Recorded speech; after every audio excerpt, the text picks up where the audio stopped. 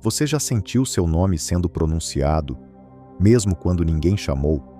Já teve a impressão de que algo dito sobre você estava moldando os seus dias, sem que você sequer soubesse que foi dito? Existem palavras que se alojam, frases que se penduram nos corredores da mente como quadros tortos, e o mais perigoso é quando o que entra na tua mente vem disfarçado de verdade espiritual, de luz, de bênção. O maior feitiço não é aquele que amarra, mas o que se veste de oração. E muitas vezes, quando você pensa que está pedindo proteção, está sendo enlaçado, porque há um tipo de oração que não liberta, aprisiona. Há discursos que não conduzem à verdade, conduzem ao medo, e o medo é o altar mais frequente dos manipuladores. Eles não gritam, eles oram. E cada palavra, entoada com a entonação certa, constrói um templo invisível onde só existe um Deus, o controle. E quando você acredita que está sendo salvo, na verdade, está sendo silenciado.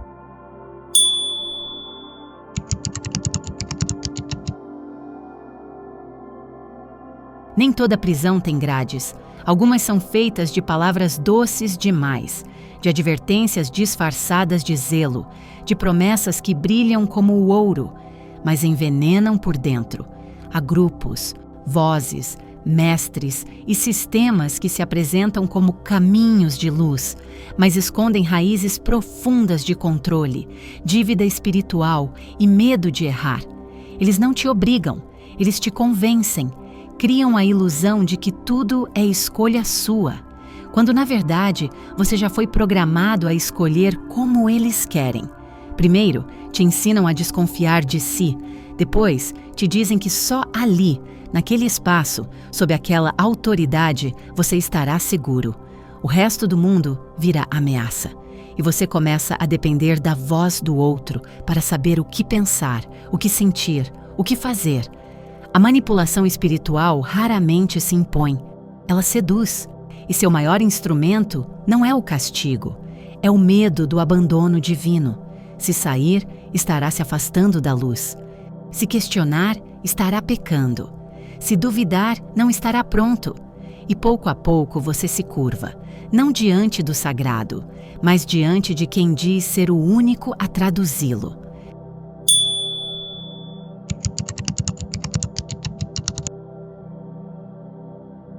A manipulação mais eficaz não é aquela que impõe, mas a que se insinua como verdade.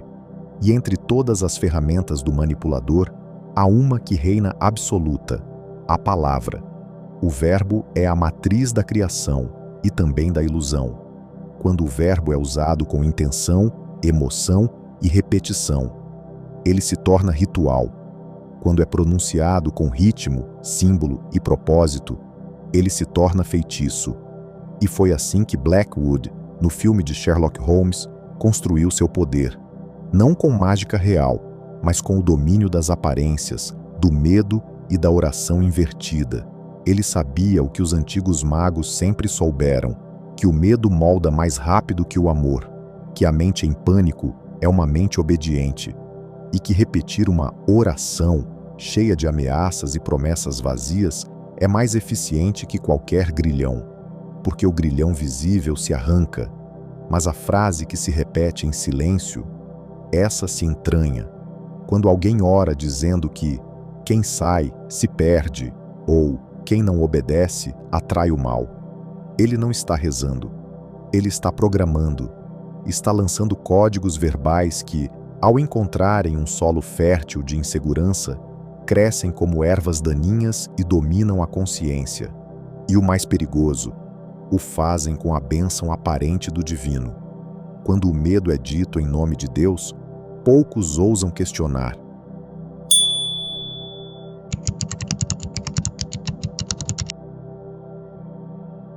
Você já reparou como certas vozes têm o poder de hipnotizar? Como certas frases repetidas, ditas em tom grave ou suave demais, começam a parecer verdades absolutas. Mesmo sem lógica, mesmo sem alma, é assim que os encantamentos modernos funcionam. Não precisam mais de caldeirões ou poções, só de um microfone, uma túnica simbólica ou um olhar de autoridade espiritual. O que se repete com emoção, entra. E quando a repetição vem acompanhada de medo, culpa ou ameaça de perda, ela se fixa como um selo. A pessoa encantada não percebe, porque o encantamento não dói. Ele anestesia e, no início, até conforta. Você sente que finalmente tem um lugar, uma resposta, um caminho, mas logo percebe que tudo que é novo é considerado desvio. Tudo que é espontâneo é heresia.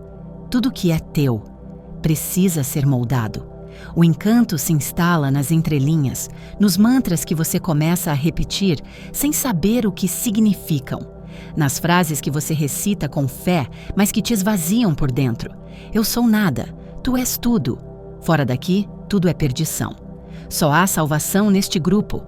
Quando o verbo nega tua essência, tua individualidade, tua autonomia, ele não é luz, é feitiço.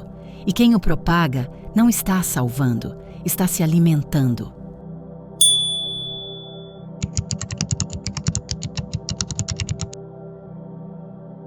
Existe um critério silencioso que separa o mestre verdadeiro do manipulador disfarçado. O mestre liberta, o manipulador exige fidelidade. O mestre te convida a pensar, o manipulador te manda calar. O mestre se alegra quando você cresce e o ultrapassa. O manipulador te acusa de traição espiritual. Não importa a beleza das palavras, nem o carisma do guia, nem a quantidade de seguidores. A única pergunta que importa é: essa linguagem me fortalece ou me fragiliza? Me desperta ou me assusta? Me conecta à minha fonte ou me afasta dela?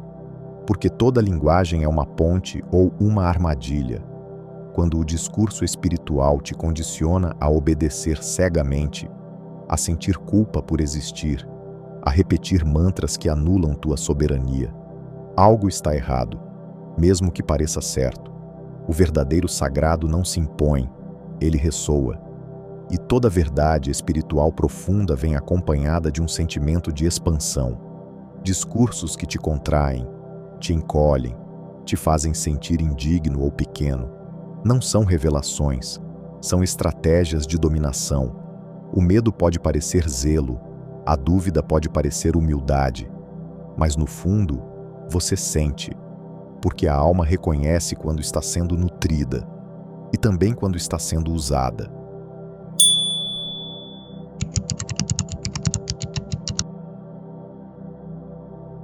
É sutil, mas inconfundível. Quando a alma começa a acordar, ela começa a tossir os feitiços que engoliu calada. E o despertar quase sempre começa pela desconexão com as palavras que antes te encantavam. Aquela oração que antes parecia linda, agora te aperta o peito. Aquele amém que saía fácil, agora arranha a garganta. Aquele mestre que você reverenciava, agora soa vazio.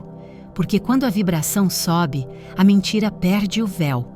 E mesmo que doa, mesmo que confunda, mesmo que te deixe só, o chamado da tua verdade interna se torna mais forte que qualquer código de obediência.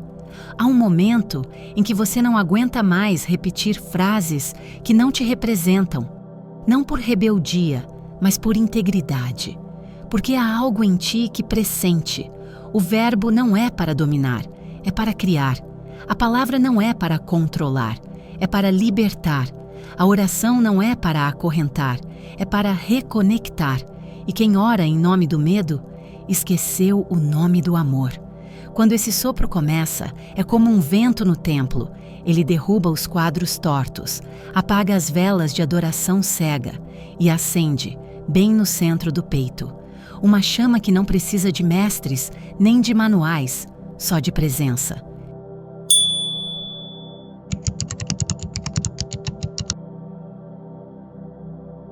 A libertação começa com a escuta, não a escuta do outro, mas da tua própria voz interna. Quando você começa a prestar atenção nas palavras que repete, nos pensamentos que assume como seus, nas orações que decorou sem questionar, você descobre quantos feitiços ainda estão ativos dentro de você. Frases como "eu sou fraco", "eu sou pecador", "eu não mereço", "se eu sair, vou me perder". Todas essas são orações. Sim, orações, porque tudo o que você repete com emoção molda tua realidade. A linguagem é a ponte entre o invisível e o concreto, e quem controla o teu verbo molda teu destino. Por isso, é preciso reprogramar. Começar a dizer o que você quer criar, não o que foi condicionado a temer. Trocar o "eu sou indigno" por "eu sou expressão viva do divino". O "eu tenho medo" por "eu confio no fluxo da vida". O "eu preciso da aprovação deles" por "eu sou guiado pela minha verdade interna". O verbo é a ferramenta dos deuses. E quando você limpa o templo da mente das orações envenenadas, algo profundo começa a mudar. Você deixa de ecoar o medo dos outros e começa a vibrar a tua própria essência.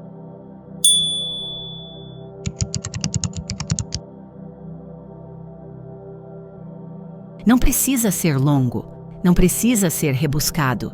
Uma nova oração nasce do simples, mas nasce viva. Não é decorada, é sentida.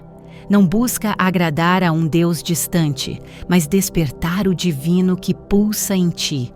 É a vibração do que já é verdadeiro, mesmo que os olhos ainda não vejam.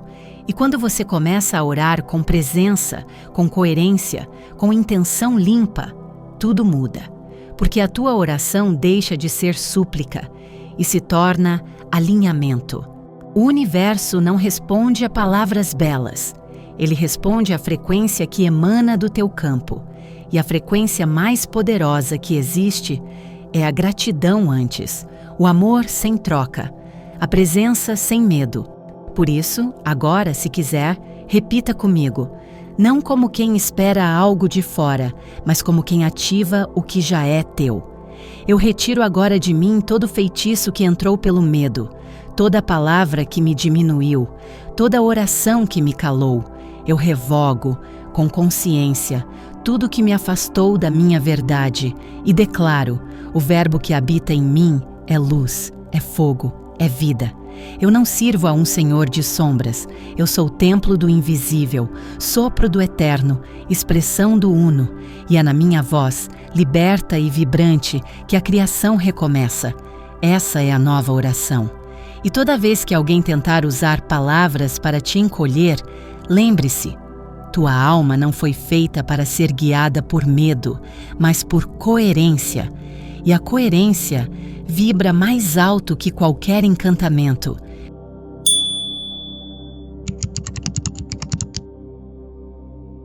Você chegou até aqui, e se chegou, é porque alguma parte tua já sabia, já sentia, já reconhecia que o medo, por mais disfarçado que esteja, tem cheiro, tem peso, tem linguagem, e quando o medo vira doutrina, vira estrutura, vira regra, ele não edifica, ele drena.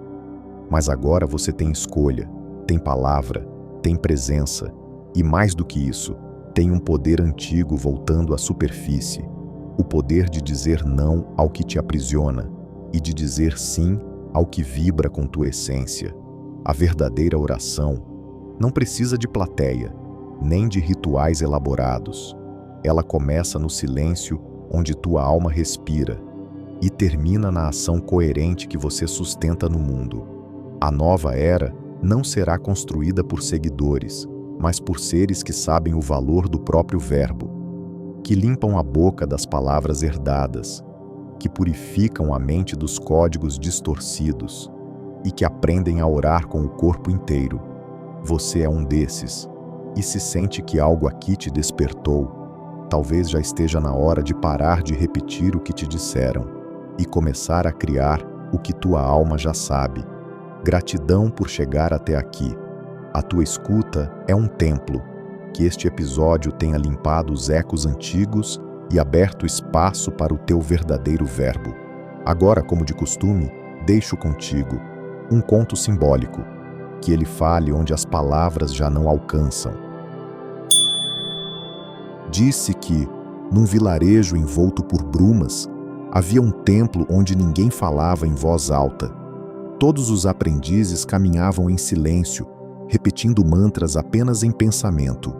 O velho guardião, que ali morava, dizia que a palavra era sagrada demais para ser desperdiçada em ruído. Um dia, chegou ao templo um jovem inquieto, cansado de orações vazias. Ele trazia no peito um peso, o eco de frases que lhe foram lançadas como maldições. Você nunca será nada. Você está amaldiçoado. Você precisa obedecer. O guardião, sem pronunciar nada, o conduziu até uma sala com apenas um espelho e uma pena. Fale com o espelho, disse. O jovem hesitou, mas falou, e ao falar, viu seu reflexo se deformar. Cada palavra de medo distorcia seu rosto. Então, com raiva, gritou, e o espelho quebrou. Silêncio. O guardião então soprou a pena em sua direção e disse, agora fale com a pena. O jovem, mais calmo, disse apenas, eu sou. A pena voou, flutuou e pousou de volta em sua mão. O guardião sorriu. Agora você entendeu. O espelho reflete o que você acredita. A pena responde ao que você vibra. O verbo é o vento entre os dois.